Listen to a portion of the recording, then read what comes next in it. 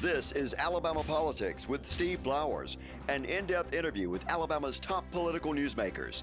Now, from the studios of Troy University, here is Steve Flowers.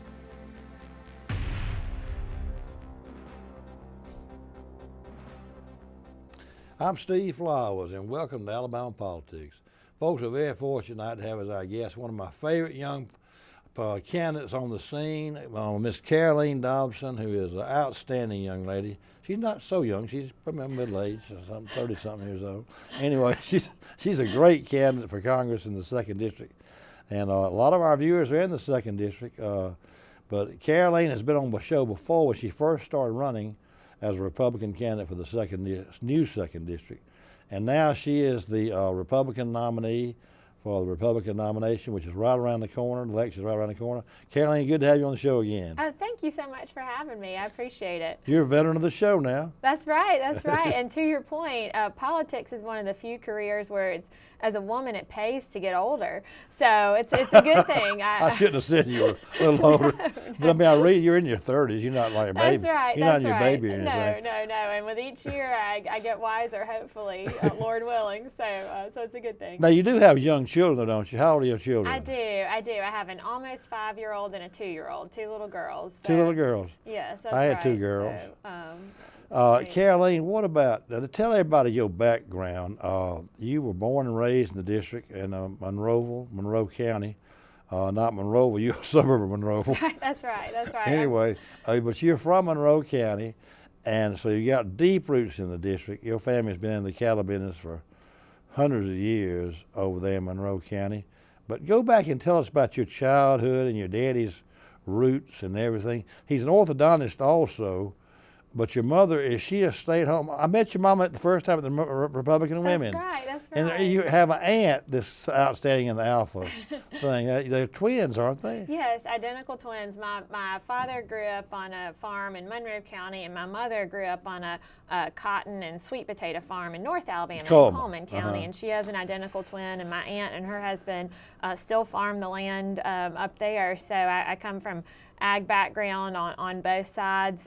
Both of my mother's parents were World War II veterans. My grandfather was injured at Guadalcanal, was a Marine, and was also came back and farmed. And then my grandmother was actually, my mom and Lydia's mother was actually one of the first 100 women in the South Pacific. She was Army intelligence, and then went on after the war to have a 30-year career as a missiles analyst at Redstone Arsenal. So service is... That's their mama, your grandmama. That's right, yes. Did you know her? Yes. No, she died in 2016 Did at she 94. live in Coleman? Berlin, right outside of Coleman. But no, she certainly inspired me to run also because as a young woman, she felt the call of duty, and at that point, they were sending all the women to Europe, and so she signed up and was assuming she was going to Europe. She took a test and then got on a train and they headed west. She thought, this is an odd way of getting to Europe to go to California first. They said, no, we tested you and you're one of the top 100 women we're sending to the South Pacific. So she ended up serving in Australia, New Guinea, and then ultimately in the Philippines when MacArthur returned. So again, growing up, just again, no one in my family has been in politics. I've never been in politics before, but growing up and having heard her stories about, offering herself to save the world, truly. I mean, that generation is called the greatest generation for good reason because they helped save the free world. Well, now your granddaddy farmed though on that land in Coleman where your mom and your mama and her sister, your aunt grew up on that.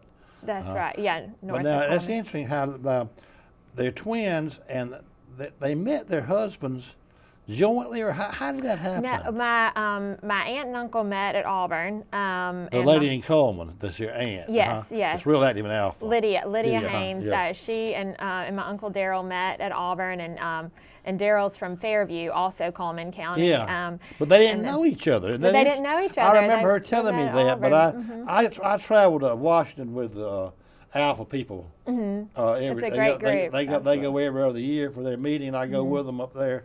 I used to go when I was in the legislature, but I got to know her because she's so active in the organization. Yes. But anyway, so she and her husband met at Auburn, but they were not from the same county, but didn't know Didn't each other. know each other. That's right. That's right. And then my father and met my mother and aunt at the same time. Downtown Birmingham. Downtown Birmingham. That's right. That's right. No, they were waiting to cross the street and kind of making small talk. And he said he looked down. My aunt was engaged at the time, and so he looked down and saw my, they're identical twins. So they looked similar. So he looked at their hands, and one of them had a ring on it, and my mom's hand didn't have a ring on it. He saw date you. That's right.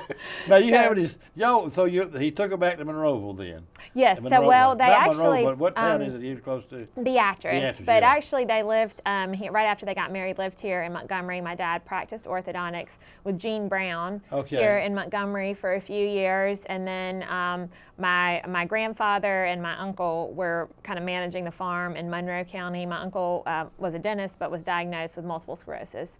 And so he was not able to help as much, and so my father they loved Montgomery, but decided to move to back to the farm in Monroe County so he could be more hands-on with my grandfather. Yeah. So. Caroline, now, do you have any siblings? I have a younger sister. Yeah, she's 4 years younger. She is an architect. She used to practice with McAlpin when they had their Montgomery office here, and she loved and cherished her time in Montgomery, and still does some. She now lives in Colorado. She's married. She and her husband live in Boulder, but she still does some contract work with some architects here, Chris Tippett, David Baker, John Cease, some architects that were previously with McAlpin, incredibly talented and still based here in Montgomery in the Cloverdale area. Now, wasn't Lee Sellers' daddy, Arthur Joe, an architect? Yes, he was. He died last week. Yes, Will sent me a note about that. No, he was a legend. Did you go to Girl State? So I did. And was Lee doing it when you went to Girl State? She was. That was such an incredibly formative Arthur experience. Joe was an architect, wasn't he? He was, and my sister actually got to meet Lee. Very kindly invited my sister to meet with him earlier this year, actually. And what Mr. Grant had worked in Egypt, and my sister had an opportunity a couple of years ago to participate in a dig, because what a lot of folks don't know is all these archaeological digs, they have by Egyptian government regulation, they have to have an architect on staff to make sure they're doing the excavating in a structurally sound way. And so my sister had an opportunity to participate in a dig, and so had Mr. Grant, I think back in the 70s. So they got to visit about that, and I know that she's very grateful to have gotten that time with him, especially given that he just passed away. Let me tell you something about that family. We kenned each other. I think you told me that. Yeah, when Arthur Joe, Will sent me a picture of Arthur Joe, his obituary, and he'd aged a good bit. He's 91 years old, and Lee's daddy. But our ancestors, I'm actually kin to George Grant, who sat in this 2nd Congressional District for 28 years prior to Bill Dickinson. George Grant was born over in Barber County. Barber's in your district, isn't it? Yes, sir, it is. Okay, Barber, if you go over there to Louisville, Jimmy Grant was the mayor over there a long time. Have you met him yet? I have not. He's get up in age now, but he was mayor for about 30 years over there. Had a hardware store right there around Louisville if you campaigned. And I had Barber County in my legislative district. Had all of Pike and then part of Barber. And so George Grant was from that. There were 4 Grants families. One settled in Raymond, one settled in Coffee County, one settled in Pike, and one settled over in Barber. My mama's people were the Pike County Grants around China Grove. Have you know what China Grove and Orion is? Yes, That's I've my been people. through there. I do now. My mama's people are from there. Anyway, George Grant was born in Barber County. He was that set of Grants. Then came to Troy, was a practicing lawyer in Troy, and went to Congress in 1938. Wow. He was after Lister Hill. See, Lister Hill was in this seat too. That's right. Lister Hill was in that seat from 26 to 38, and then it came down through Andalusia. But Lister Hill went to the Senate in 38, and George Grant. There were 2 families, Caroline and Montgomery, that controlled the politics in Montgomery: the Hills and the Gunners. It was like 2 parties. There was no political parties, but there was the Hill and Gunner. So the Hill family backed George Grant from Troy, and so they would have an asset because the Hills and Gunners, you didn't want to hear all that, but that has to do with your district. No, it's fascinating. Because Arthur Joe was part of that same Grant family. Right. But now you went off to Princeton or Yale to undergraduate school? Harvard undergraduate school. Yes, sir. I knew you went to Ivy League school. Yes, sir. Right. Did you think about when you were growing up? You went to a private school over there. I guess you had to. I went to Monroe Academy, and I was planning to go to Alabama or Auburn. Most of my family went to Auburn. I always thought you'd go to Alabama or Auburn, and then I was very and continue to be very impressed with the honors program at Alabama. A gentleman named Dr. Holly was running it when I was, but Dr. Randall had started this Kathy Randall. Yes, computer-based honors program. That's right. It's an incredible program, and I'd gotten accepted into the honors program at Alabama, and I was really thinking, about very strongly about going there, and my Auburn graduate parents were being very supportive in that decision. I'm grateful for that.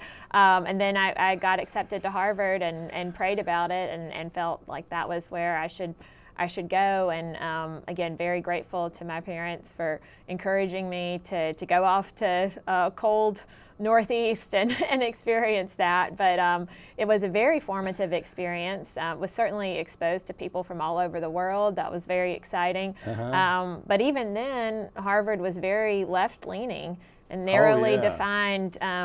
The freedom of speech really only applied if you adhered to a certain ideology. And so for me, having grown up in Southwest Alabama, it was the first time I had to defend my political beliefs and my faith. Growing up in Monroe County, it was, are you Baptist or Methodist, not like, do you believe there's a God? And so it was isolating, but it was also important for me to, it was certainly trial by fire when it came to my faith and what I believe politically as well. Were there many Alabamians in your class? There were 6 of us in a class of about 1,700. Where were y'all? Did y'all get to know each other? We did. So where were y'all from? Where were they all from?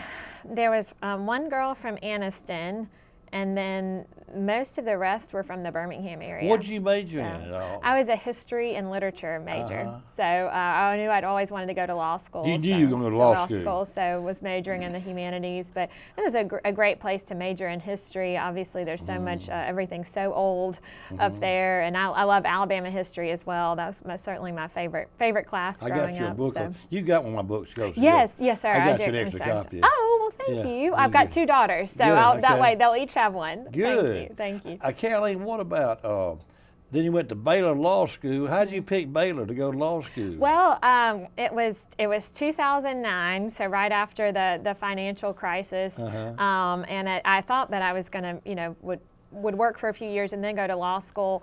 But I'd gone ahead and taken the LSAT, but there just weren't a lot of jobs in 2009 because of the recession, and so I was offered a scholarship at Baylor, and also that made a difference. It made absolutely. Baylor's a private school, is it not? It's a private school. It's a Baptist college. That's right. Or Baptist law school. You Baptist by I am actually half Baptist. I was raised half Baptist, half Methodist. Beatrice has 2 churches. Everybody did that back in the day. People don't realize that was still going on when you were. My mama did that. We went to Sunday school at the Baptist church, and we went to big church at the Methodist church. My mama did the same thing. So I've been sprinkled and dunked. Hey, what about? But then you met your husband out there in Texas. Yes, so I went to Baylor for law school, and then practiced in San Antonio for a few years right after law school, and that's where I met Bobby. So. Well, now I wondered this question: did y'all get together because you both have cattle backgrounds, or how did you? We actually met at an art museum. And didn't even know y'all's both families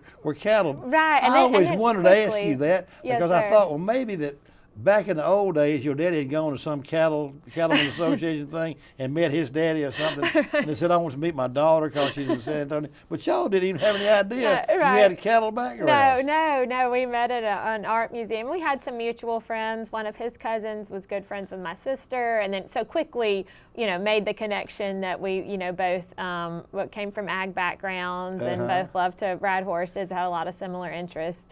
So we quickly affirmed that, but the setting we met was an art museum of all places. Now he's not a lawyer though. He is not. So I'm a real estate lawyer, and he's a a real estate broker. Okay. Which sometimes results in. How did you get him to leave Texas to come over here to Alabama? Well, he loves me a lot, and I love Alabama a lot, and I love him a lot too. He knew that here's where my heart was, and getting to spend time here, visiting me and where I'm from. He knows that it's a really special place, and it's where he wanted to raise our kids too. You cannot beat the values that we have in South Alabama of hard work, humility, community. So special. I truly believe we have some of the best people in the whole world, and this is where I wanted to raise my kids. And this is why I'm running, not because I'm interested in politics. I've told people that I says that young lady really, really wants to just do a good job. She's not running for glory or anything like that. And I've mentioned that in my columns, that you just exude integrity, and you exude really wanting to do a good job, and you have a real humility about you too. Well, that's a real humbleness that is really, really attractive. But having said that, tell our viewers, when you started running, it was for the Republican primary, and you had a very difficult task winning the Republican primary. There was a veteran state senator from here in Montgomery running, and you beat him pretty soundly. But it is an uphill battle to win this thing as a Republican, because they drew it with the idea, the courts did, there'd be a Democratic district. But now, tell our viewers what the district entails, so they'll know whether if they can vote for you or not. Right. I may people watching this in Birmingham say, I'd like to vote for that young lady for Congress, but you got to tell them where they are, so they make sure they vote for you in that district. Now, begin with Montgomery. Yes, so it's Montgomery, and then moving east, it's Russell, Macon, Bullock, and Barber counties, and then Pike County, Crenshaw County, Butler County, Conecuh, Monroe, the southern third of Clark County, so Jackson and South, all of Washington County, and then really a lot of the population core of Mobile County. So Citronelle, Sims, Pritchard, Downtown, Midtown, Spring Hill, Tillman's Corner, and part of West Mobile. Caroline, you have really, really worked that district for at least a year now, haven't you? Almost. I filed on November 1st. So did you start by working before then, when you started filing? Filing was kind of, I talked and prayed about this, but again, what we were saying earlier, this wasn't a seat I was positioning myself for years or anything like that, because it didn't exist. Exactly. The lines weren't finalized until October 5th, and so, and I had not thought necessarily. I worked for Joe Bonner, I worked for Jeff Sessions when I was in college. I certainly have a lot of respect for our congressional delegation, but I had not eyed running for office until this district was created. It included my home in Montgomery, my home in Monroe County, and with it being an open seat, I thought, well, here's an opportunity to try to make a difference. And so we put in a lot of hard work, and to me, that's required of anyone representing this district. There are a lot of folks in a lot of rural communities that feel unheard. They work so hard trying to make their communities better, but Petrie, Alabama doesn't have a lobbyist. So how am I going to find out what's important to the folks there unless I take the time to visit there? So it's been a lot of time on the road, but I also have to give credit to my phenomenal team, my campaign consultant, Paul Shashi, from here in Montgomery.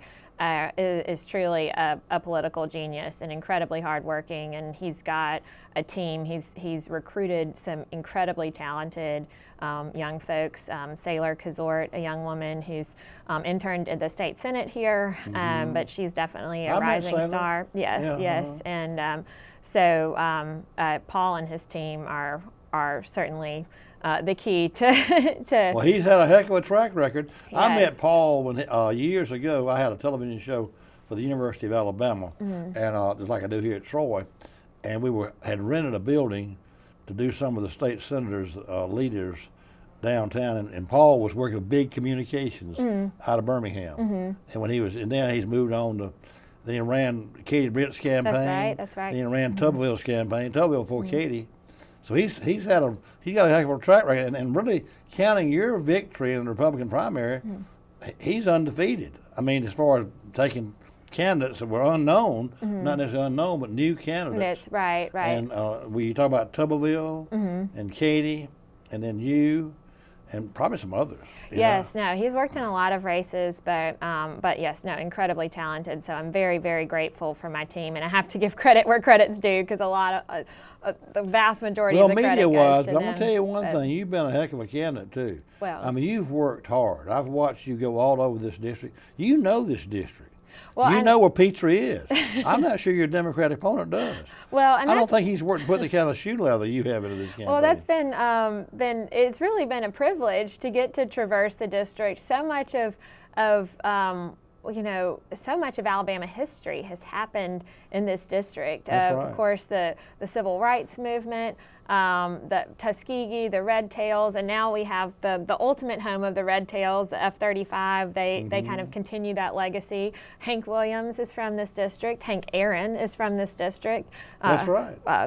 Hank Aaron from Clarence Mobile. Carter, the Hank first Williams. capital of Alabama, St. Stephen's, is in the district, the ultimate capital. You have here got in a lot of it. Montgomery, That's right. so- St. Stephen's, the regional capital in Washington County. Right. No, there's so much to see and learn, and it's really been a privilege to get to spend. And we have so many really unique businesses here in Troy. KW, one of the nation's largest plastics recycling People don't realize companies. that People either. do not realize in Troy, Alabama, and then in Pittsview. I don't know if you've ever been there. Pitts Trailers. Yeah. I think it's close to 80% of the log trucks that travel across America use Pitts Trailers. Did not know that. So, and right there, it's a huge employer, and they employ all locally within a 25-mile radius. So, just getting to hear so many incredible stories, it's really You really exciting. have gotten to know the district. I mean, you put a lot of shoe leather in this district last year. Since this time last year, when you first started. That's right. About a year, you put a year of your life into this thing. I have. You know the district, and it's a new district, but having said that, it was known that the old second district, when Bill Dickinson had it, and Terry Everett and everybody, Martha Roby, that with Maxwell Gunner here in Montgomery, and Fort Rucker in the Wiregrass, and being an ag district too, it was definitely that you need to be on armed services agriculture. I'm not sure if that's the case now. It's probably the lowest income district of all 7 congressional districts.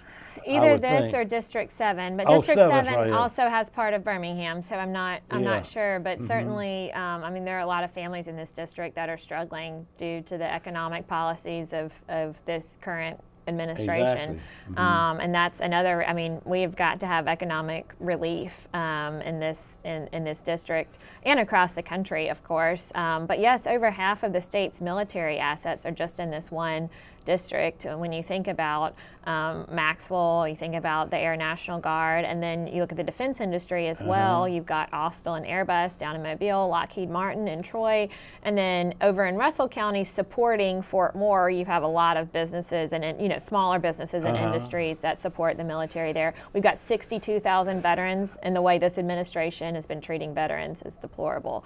And we definitely have to Well, this Caroleene, I believe this. This is the only one of the few purple districts or swing districts in the entire South. That's right. They've drawn this district. So this district has got to be extremely important for the Republican Party if you do win this seat for the Republican Party. I would wager to say that if you ask for agriculture and armed services when you get to Washington in January, that they give it to you because it'd be important. That would be the 2 most important committees for a congressman from this district, wouldn't it? I think those would definitely top the list. I think just the state of Alabama too, financial services is very important. And having the ag background that I have, I'm definitely interested in the ag committee if elected, but I also think I could be a voice for agriculture in a lot of committees. And I think, frankly, that's what folks in agriculture will tell you.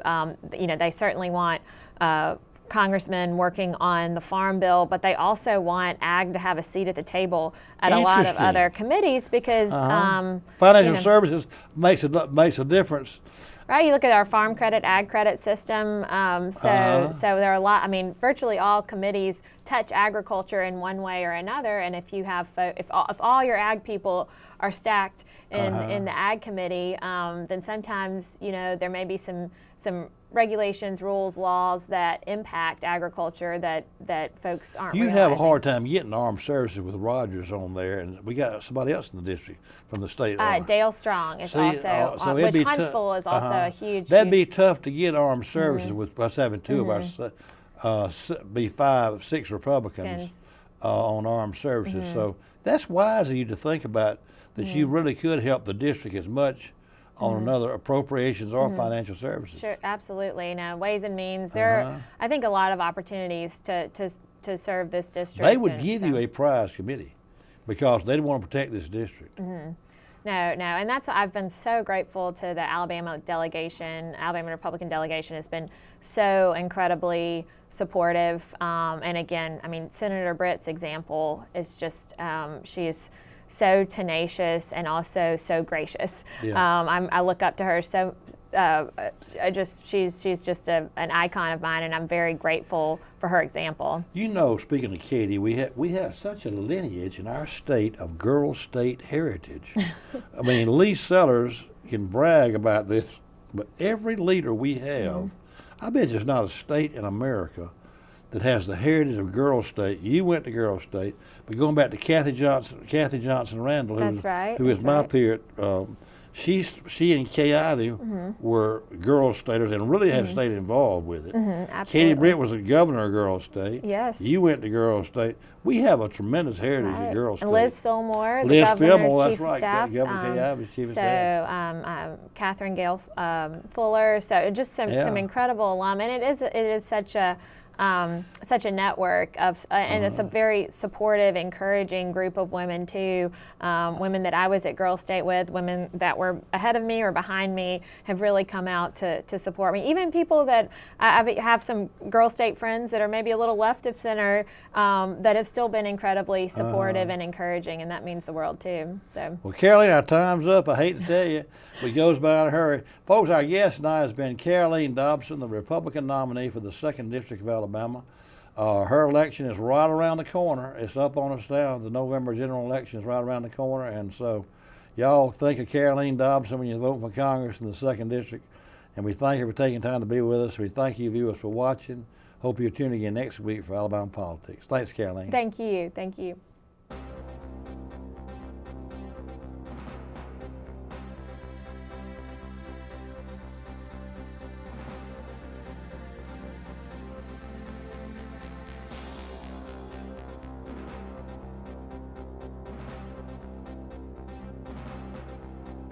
This has been Alabama Politics with Steve Flowers, a production of Troy University Television.